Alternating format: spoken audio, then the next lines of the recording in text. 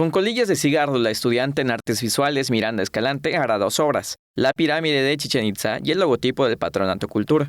La iniciativa de la joven inició en 2018 mediante un proyecto escolar con el fin de dar nuevo uso a estos residuos y exhortar a la población a no consumir tabaco ni arrojar estos desechos. La gente no sabe lo que contamina una colilla de cigarro, es impresionante lo que contamina.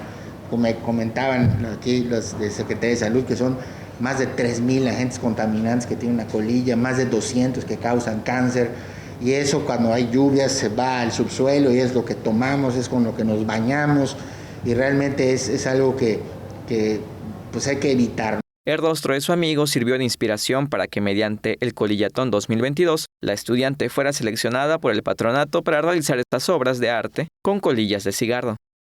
Más que nada la preparación que le doy es para el olor, porque pues huele muchísimo.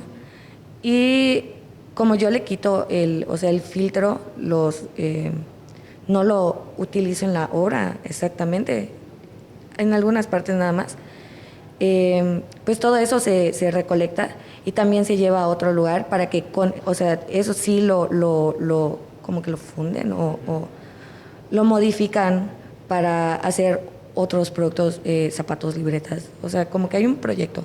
En esta edición del Colillatón se recolectaron 12.900 colillas en los alrededores del Centro de Convenciones Yucatán Siglo XXI y en la zona arqueológica de Chichén Itzá, 5.125.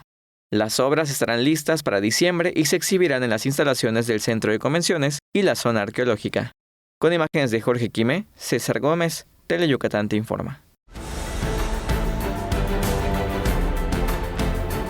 Teleyucatán te informa, lunes a viernes 3 de la tarde.